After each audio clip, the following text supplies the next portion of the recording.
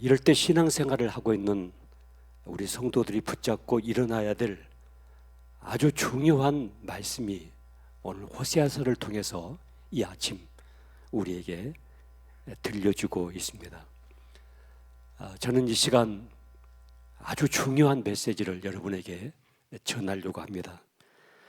어쩌면 여러분 한 분 한 분이 이 말씀을 먹고 마시면 여러분 이 땅에 머무는 동안 절대 망할 수 없는, 또 절망할 수 없는 인생을 살아갈 것으로 확신합니다.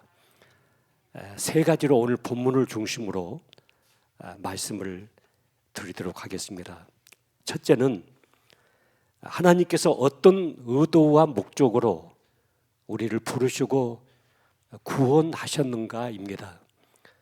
호세아서 전체의 모든 성경 장 구절 구절마다 우리를 부르신 하나님의 의도, 또 나를 구원하신 하나님의 목적을 열거를 하면서 오늘 히브리서 11장은 히브리서의 결론적인 말씀으로 기록되고 있습니다.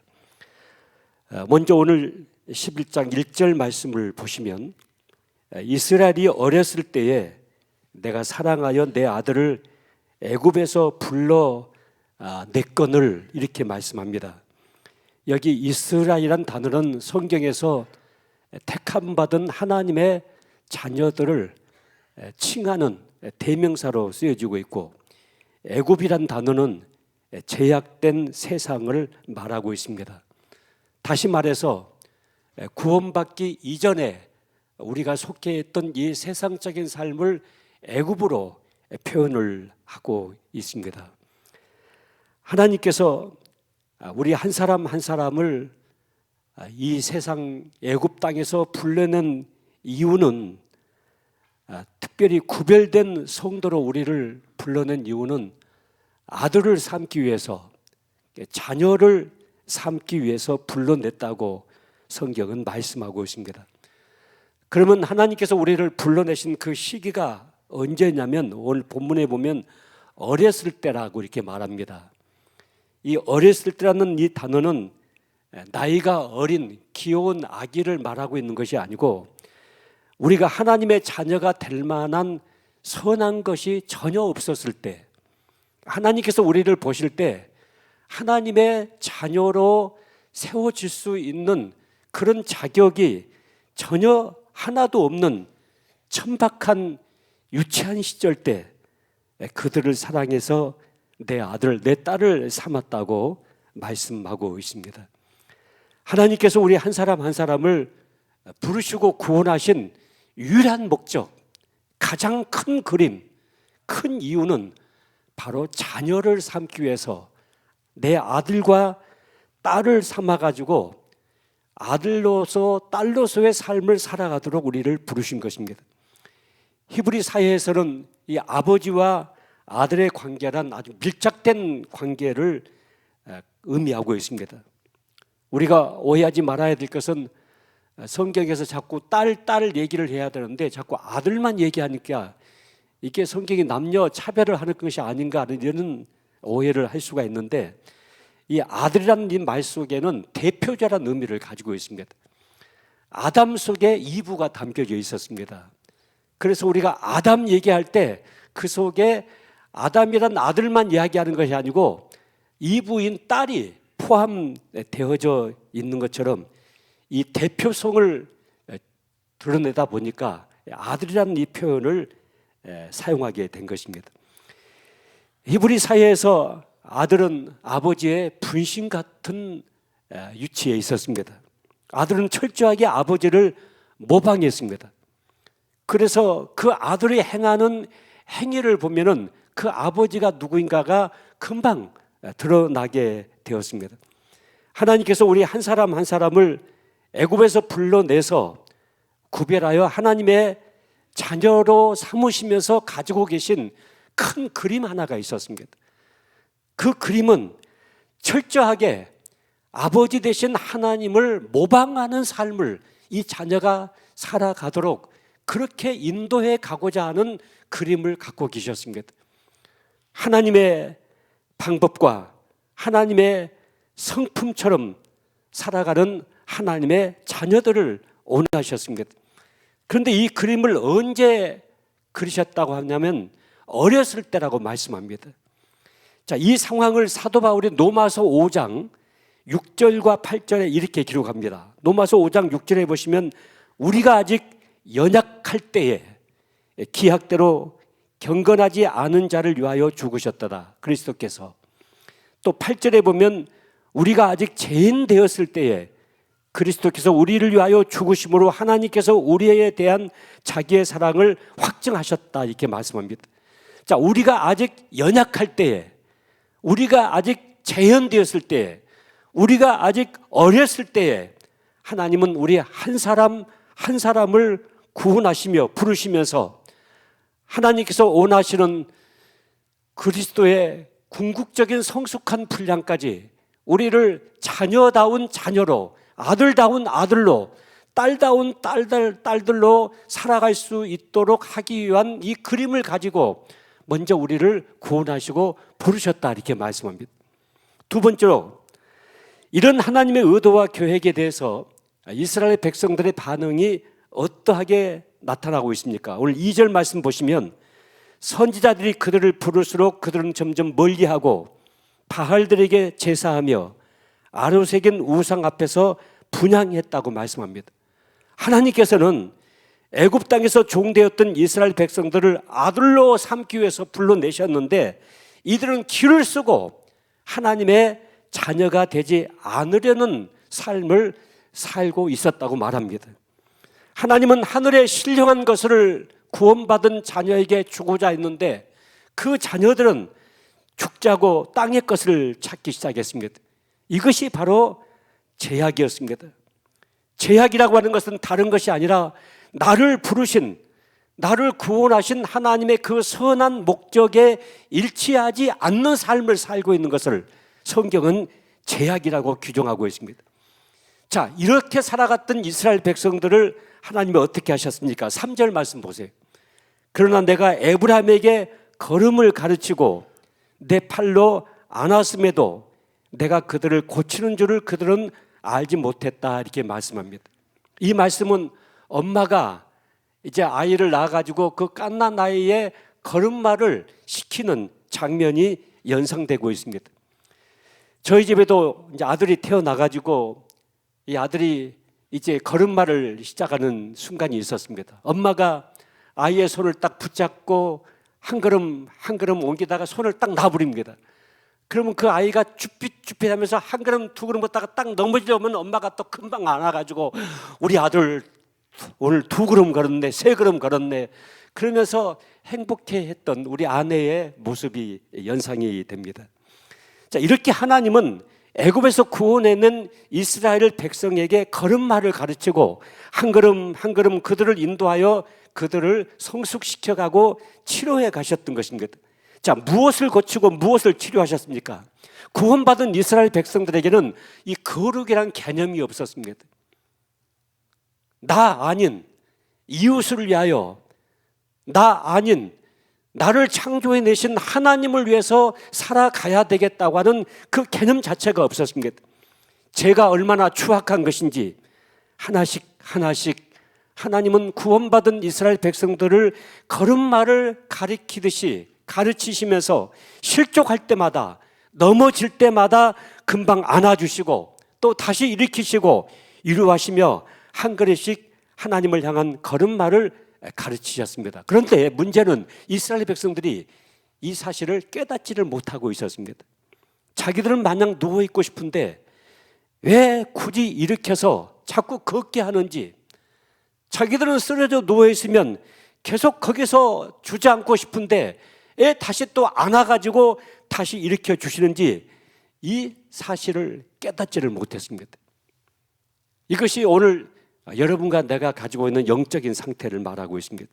내가 물질적으로 어려울 때 하나님 나에게 한 10억 정도를 그냥 퉁 주시면서 물질적인 문제를 해결해 주시면 좋을 텐데 왜 굳이 10만 원, 20만 원씩 찔끔찔끔 주시면서 나를 그렇게 힘들게 하시는지, 기도할 필요도 없고 하나님께 매달릴 필요도 없고 그런데 왜 하나님께서 내 기도를 금방금방 응답하고 계시지 않는지. 여러분, 때가 되면 척척 결혼도 하고 또 자녀들도 쑥쑥 잘 낳고 그러면 좋을 텐데 결혼도 잘 안 되죠. 또 결혼했는데 자녀도 생기지 않죠.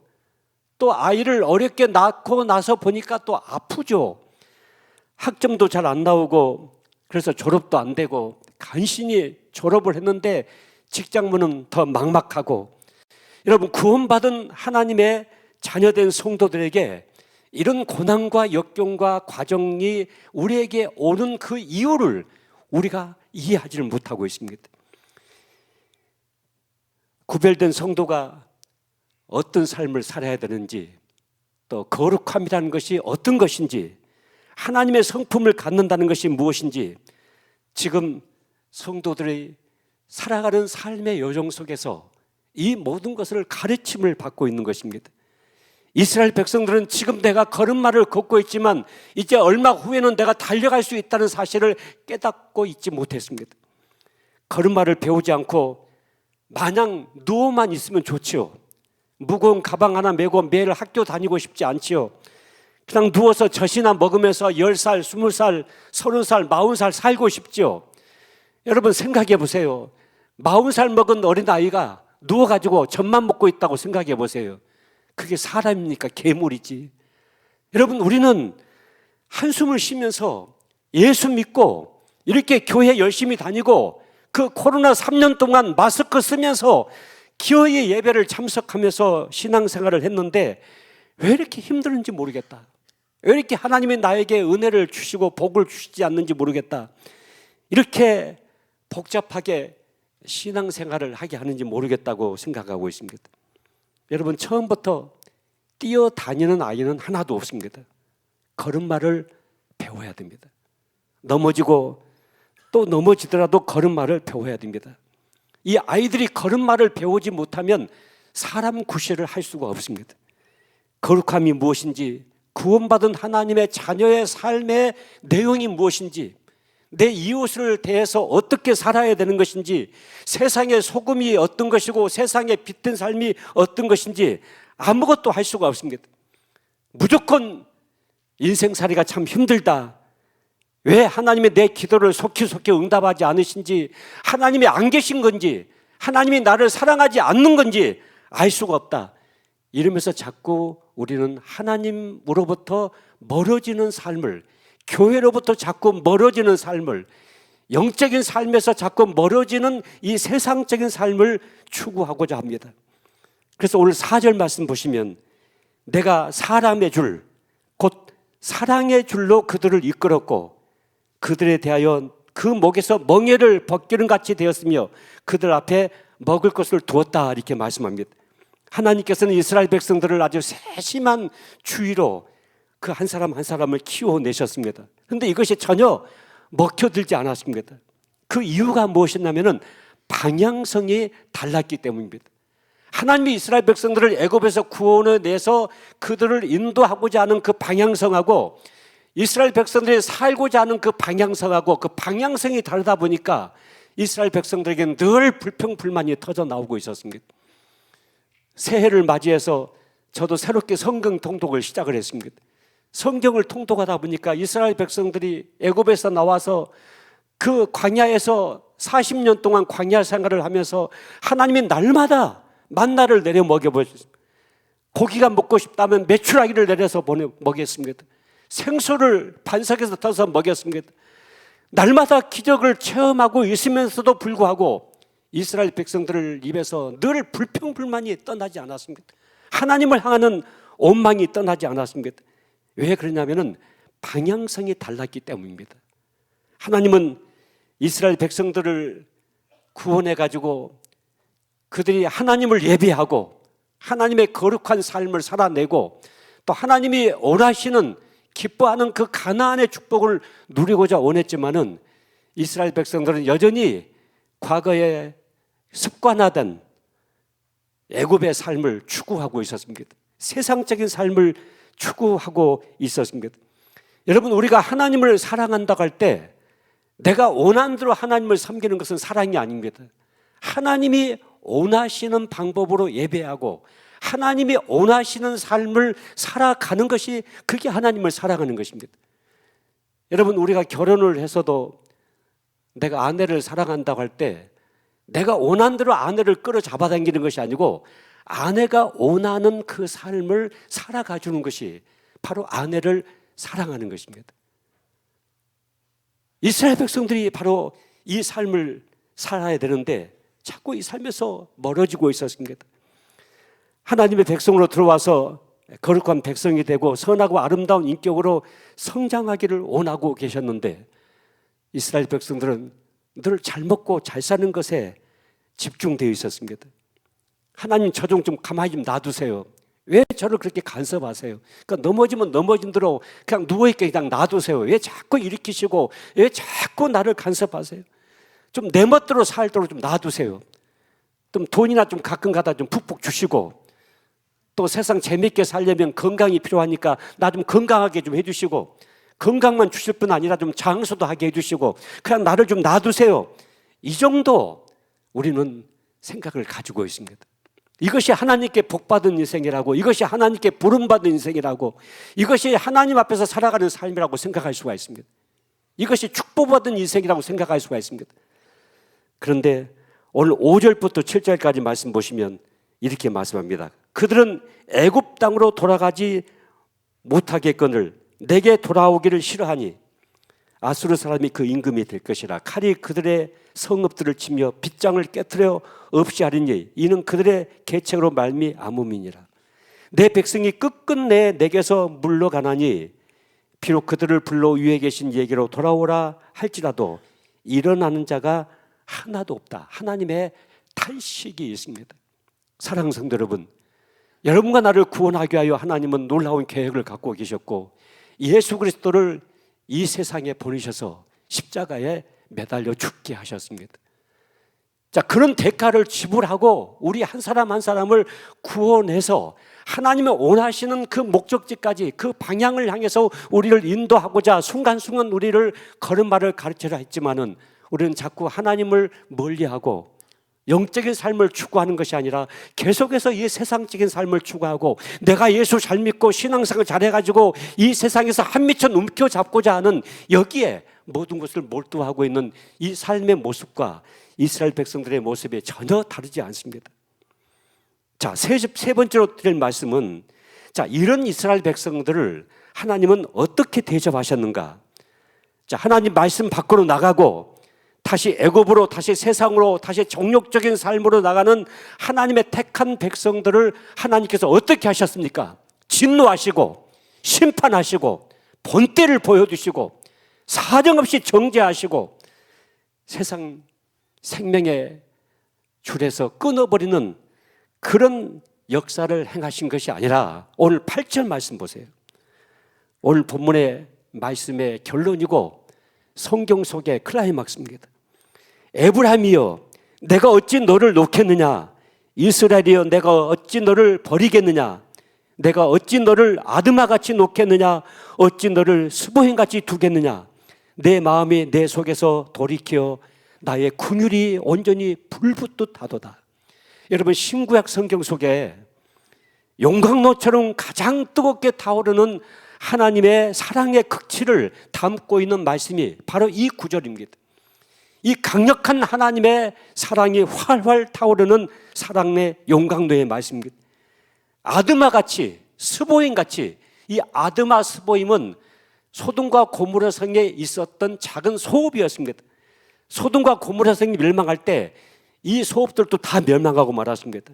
하나님이 보실 때 애굽에서 부르심을 받아 구원을 받았지만은 이스라엘 백성들이 행하는, 살아가는 그 꼴을 보니까 다시 소돔과 고모라 성에 유황불을 내려서 심판했던 것처럼 심판을 받을 수밖에 없는, 망할 수밖에 없는 그 짓을 지금 하고 있는 거예요. 그런데 하나님 안에서 심한 갈등이 일어나고 있습니다. 내 마음이 내 속에서 돌이켜 나의 긍휼이 온전히 불붙듯 하도다.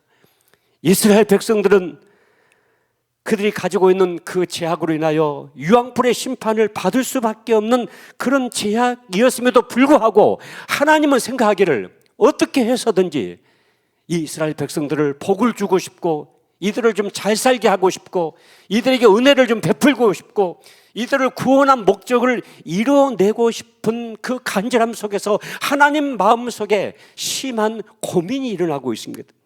여러분, 하나님 마음속에 일어나고 있는 이런 갈등과 고민을 여러분 느껴본 적이 있으십니까? 무슨 이유를 달아서라도 소돔과 고모라 같이 되서는 안 되겠다. 이들이 이 심판을 받을 수밖에 없고 이 진노를 받을 수밖에 없는 짓을 하고 있음에도 불구하고 이 백성을 어떻게 해서든 살려내봐야 되겠다. 어떻게 해서든지 심판을 피할 수 있는 길을 찾아봐야 되겠다. 드디어 하나님이 결론을 내리시기를 9절 말씀입니다. 내가 나의 맹렬한 진노를 나타내지 아니하며 내가 다시는 에브라임을 멸하지 아니하리니 이는 내가 하나님이요 사람이 아님이라. 내 가운데 있는 거룩한 이니 진노함으로 내게 임하지 아니하리라. 아멘. 아멘. 여러분, 이 말씀 아멘하고 받으셔야 됩니다. 아멘. 드디어 하나님은 이스라엘 백성들을 멸하지 않기로 결정하십니다. 하나님은 인간이 가지고 있는 인간의 연약함, 인간의 죄성, 넘어지고 또 넘어지고 또 넘어지고 반복적으로 계속해서 예수 믿지 않는 애굽 생활로 돌아가고자 하는 인간의 이 죄성을 하나님은 알고 계셨습니다. 그리고 하나님은 이들을 하나님의 수준까지 끌어올리고자 하는 그 방향성을 결코 포기할 수가 없었습니다. 그래서 하나님은 어떻게 하기로 결정하셨냐면은 인간이 가지고 있는 그 연약감과 죄성을 하나님의 책임을 져버리기로 하셨던 것입니다. 어떻게 책임을 지십니까? 예수 그리스도, 독생자 예수 그리스도를 택해가지고 그 예수 그리스도에게 인간이 가지고 있는 그 모든 죄악들, 모든 허물들을 뒤집어 씌워가지고 한 번도 죄를 범하지 않는 예수님께서 모든 세상의 죄를 짊어지시고 십자가에 죽어서 달려서 대속의 대가를 치르게 하심으로 말미암아 하나님께서 인간을 향하는 진노와 심판을 철폐하셨던 것입니다. 그래서 탄생했던 유명한 성경 구절이 요한복음 3장 16절입니다. 하나님이 세상을 이처럼 사랑하사 독생자를 주셨으니 이는 저를 믿는 자마다 멸망치 않고 영생을 얻게 하려 하심이라. 사랑하는 성도 여러분, 이 시간 하나님께서는 옛날 이스라엘 백성들에게 요구하셨던 것처럼 오늘 여러분과 나에게도 똑같은 요구를 하고 계십니다. 하나님의 자녀로 내가 불렀기 때문에 좀 자녀답게 살기를 원하고 계십니다. 나의 모든 것을 상속받을 수 있는 나의 후사로 여러분 한 사람 한 사람을 불렀기 때문에 이 상속자답게 살기를 원하고 계십니다. 개망나니처럼 행동하는 것을 중단하기를 원하십니다. 포도나무에 열매가 주렁주렁 맺히는 것처럼 그 풍성한 삶을 살아가기를 원하셨던 이 하나님의 놀라운 계획이 여러분 안에 실제적으로 이루어지기를 원하고 계십니다. 이제 헛된 짓과 성령님을 해방하는 죄를 그만두어야 할 것입니다.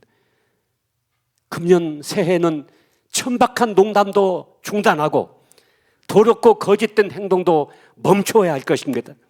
왜냐하면 나를 존귀한 자로 불렀기 때문에 이제 존귀한 삶을 우리가 살아내야만 되겠습니다.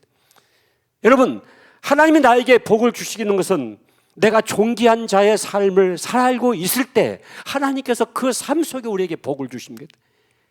하나님의 말씀을 붙잡고 그 말씀 앞에 순종의 삶으로 나가고 있을 때 거기에 하나님이 우리에게 복을 주시지, 그 말씀을 떠나서 하나님을 뒤로 하고 우리 인생을 살아갈 때 하나님은 가슴 속에 나를 향한 궁율이 불붙듯 일어나는 그 고통을 당하고 계신 것입니다. 우리의 허물과 우리의 죄악이 아무리 크더라도 하나님은 우리를 결코 심판하지 않는다. 내가 결코 너를 정죄하지 않을 것이다. 너를 소돔과 고모라처럼 절대 망하지 않게 할 것이다. 그 하나님이 이렇게 불붙는 사랑과 궁유를 가지고 나를 대하고 계신다면은 여러분, 나도 나를 절망할 수밖에 없는, 좌절할 수밖에 없는 그 상황 속에 절대로 나를 절망 속에 떨어뜨려서는 안 될 것입니다. 절대로 나를 포기해서도 안 될 것입니다. 때로는 인생을 살다 보면은 나도 나가 싫어지고 나도 나를 포기하고 싶고 이 세상 모든 것을 끝내고 싶을 때가 있습니다. 그런데 그때 여러분이 기억하셔야 될 것이 있습니다. 내가 너를 향하는 긍휼이 내 속에서 불붙듯 일어나고 있다. 내가 너를 결코 정죄하지 않을 것이다. 결코 너를 소돔과 고모라처럼 심판하지 않을 것이다. 내가 너를 구원한 그 구원의 목적을 반드시 완성시켜 갈 것이다. 주님께서 우리에게 말씀하시는 이 말씀을 여러분이 끝까지 붙잡고 계시기를 바랍니다. 여러분, 하나님 우리를 존재한 자로 부르셨기 때문에 우리가 누군가에게 상처를 주고 누군가를 아프게 하고 누군가에게 고통을 주는 삶을 중단해야 됩니다. 나로 인해서 내 주위에 있는 누군가에게 선한 영향력이 흘러가야 되는데 나 때문에 인생이 주저앉고 나 때문에 고통을 받고 나 때문에 상처를 받고 나 때문에 인생 속에 그 인생이 무너지고 있다고 한다면 여러분 이제 그 삶을 여러분이 중단하셔야 됩니다. 그리고 여러분이 누군가에게 선한 충격을 줄 수 있는 삶을 살기 시작해야 됩니다. 여러분을 만나는 내 가족이라는 내 이웃인 누군가가 나 때문에 살맛을 느끼고 내가 누구를 만나면 속에서 힘이 난다. 내가 누구를 만나면 살고 싶은 소망이 생긴다. 내가 누구를 생각하면 이 고난, 이 역경, 이 눈보라 뚫고 황소처럼 뚜벅뚜벅 걸어가야 되겠다. 이런 선한 영향력을 여러분이 끼치는 삶을 살아내야만 됩니다. 하나님의 마음을 갖고 하나님의 능력으로 하나님의 음성으로 하나님의 표정으로 하나님의 긍휼함으로 내 이웃을 대하게 될 때 내 이웃이 하나님 안에서 이렇게 선한 사람이 존재할 수가 있는가 하는 그 선한 충격을 받아야 되는 것입니다. 여러분, 금년 한 해도 만만치는 않을 것입니다. 그런데 그 모든 과정이 하나님께서 우리를 훈련하시고 우리를 걸음마를 가리키는 과정이라는 사실을 여러분 기억하시기를 바랍니다. 성경에는 우연이란 단어가 삐집고 들어갈 틈이 없을 만큼 모든 것이 하나님의 섭리 가운데 있고 하나님의 계획 속에 있고 하나님의 인도하심 속에 있다고 성경은 말씀하고 있습니다. 여러분, 어떤 고난, 어떤 역경, 어떤 인간관계 갈등, 그리고 내가 나를 향하는 절망과 좌절로 나를 끌고 갈 수밖에 없는 그 상황이 나에게 온다 하더라도 그 배후에 하나님의 섭리의 손길이 있다는 사실을 꼭 기억하시길 바랍니다. 하나의 빗방울도 하나의 나뭇잎도 하나님의 허락이 없이는 떨어지지 않습니다. 여러분과 내게 이루어지고 있는 그 모든 일들, 하나님의 섭리 밖에 있는 것은 하나도 없습니다. 그런데 하나님께서 우리를 자녀라고 말씀하십니다. 너는 내 것이다. 너는 내 딸이다. 너는 내 아들이다. 여러분, 결혼했다고 해서 아버지가 되는 건 아니잖아요. 결혼해서 자식을 낳아야만이 아버지가 되거든요. 하나님이 나의 아버지라는 말씀은 나를 복음으로 낳았다.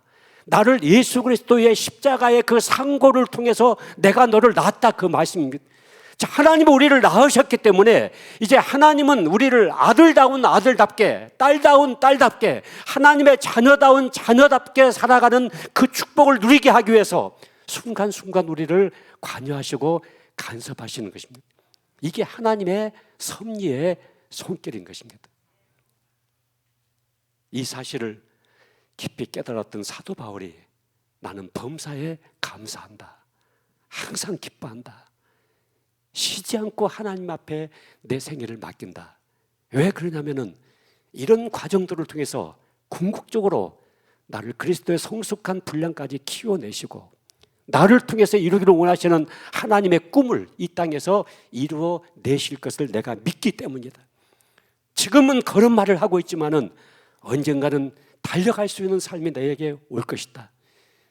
지금은 내가 누군가에게 의지를 하고 있지만은 이제 내가 가지고 있는 것을 누군가에게 베풀 수 있는 그런 능력과 은혜를 하나님께서 나에게 부어주실 것이다.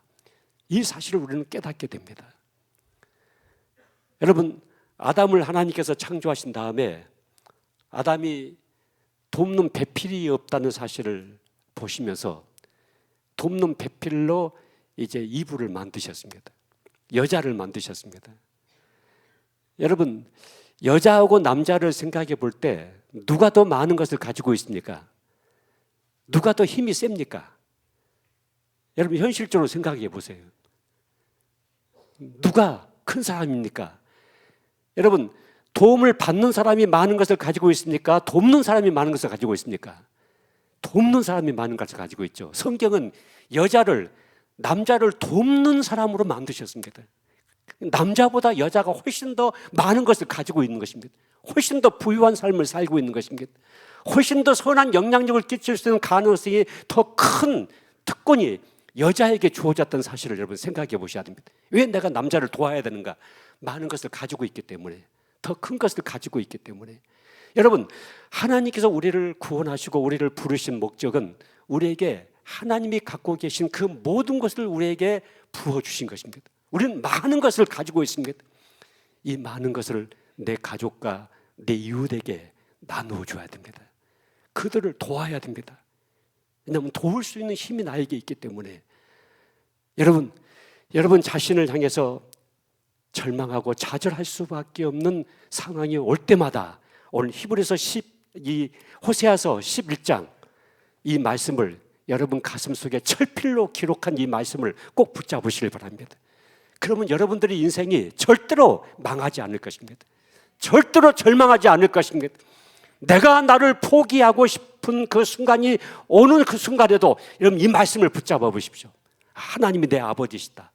그리고 하나님께서 나를 이렇게 사랑하시고 이렇게 긍휼을 그 가슴 속에서 불붙듯이 타오르게 하시며 나를 향하신 관심과 애정과 사랑과 섭리와 이 모든 것들을 생각해 볼 때 여러분 우리는 내가 하나님을 위해서 살아야 되겠다. 내가 주님 때문에 살아야 되겠다. 내가 용서도 주님 때문에 용서하고 내가 끝까지 견디는 이 인내도 주님 때문에 인내를 해야 되겠다. 그러면서 하나님께서 여러분을 향한 선한 아름다운 목적들을 이루어가는 이 한 해가 되시기를 바랍니다. 여러분 우리 인생은 절대 망할 수가 없습니다. 절대로 망할 수가 없습니다. 왜냐하면 나의 아버지가 하나님 아버지시고 나를 구원해 내신 그 하나님 아버지께서 절대로 우리 인생을 포기하지 않으시기 때문에 절대 우리 인생은 망하지 않습니다. 절대 망할 수 없습니다. 여러분 금년 이 새해 한 해 동안 여러분 인생 속에서 한 번도 경험할 수 없었던 하나님의 은혜를 경험하는 새해가 될 것입니다. 여러분 금년 새해는요 여러분 인생 속에서 한 번도 받아보지 못했던 하나님으로부터 큰 복을 받는 새해가 될 것입니다. 여러분 인생 속에서 한 번도 체험하지 못했던 기적 같은 삶을 체험하는 새해가 될 것입니다. 그 은혜가 여러분에게 임하게 될 것입니다. 임하게 될 것입니다. 하나님께서 그 놀라운 계획을 가지고 계십니다. 절대로 절망할 수 없는, 절대로 좌절할 수 없는, 절대로 나를 포기할 수 없는 그 하나님의 은혜와 축복이 금년 한 해 동안 여러분에게 부어질 것입니다. 이것을 누리시고 또 이것을 내 곁에 있는 자들에게 흘러내 보내시고 그리고 이 힘을 키워서 주님께서 기뻐하시는 하나님 앞에 강건한 삶을 새롭게 회복해야 되겠습니다. 이제 코로나 3년 동안 여러분 마스크 쓰고 돌아다니시고 예배 드시냐고 큰 고생들을 하셨습니다. 내일부터는 마스크를 전부 다 벗는 그런 은혜를 하나님께 우리에게 주셨습니다. 여러분 그동안 코로나 때문에 가정에서 예배를 드리고 계셨던 분들 이제 다음 주부터 다 교회에 나오셔야 됩니다. 여러분 우리가 음식을 먹을 때도요 음식을 먹는 것마다 살로 가는 것이 있습니다. 그런데 어떤 사람은 아무리 먹고 마셔도 전혀 살로 가지 않는 사람이 있습니다. 여러분 우리가 집에서 예배 드리는 것도요 편하죠. 그런데 그 예배 시간을 통해서 우리에게 주신 은혜의 50%도 체험할 수가 없습니다. 비대면으로 예배를 드리고 있으면 그냥 집에서 컴퓨터로 핸드폰으로 예배를 드리고 있으면 이 예배를 통해서 하나님이 우리에게 주고자 하시는 그 복을 우리가 50% 누릴 수가 없습니다. 그런데 하나님의 거룩한 성전 이 교회에 나와서 우리 모든 지체들과 함께 예배를 드릴 때 이 예배를 통한 하나님의 큰 복이 우리에게 100% 임하게 될 것입니다. 그렇기 때문에 다음 주일부터는 몰수로 모두가 이제 가정에서 예배드리는 분이 없고 전부 교회 나오셔서 다 예배를 우리가 함께 드리고, 그래서 금년 2023년도 이 새해가 내 인생 속에서 최고의 해가 될 것이다. 최고의 은혜의 해가 될 것이다. 최고의 축복을 받을 것이다. 최고의 기적이 일어나게 될 것이다. 최고로 내가 성숙해가는 그런 새해가 될 것이다. 이 믿음과 확신을 가지고 우리가 하나님 앞에 이 새해를 살아가도록 하십시다.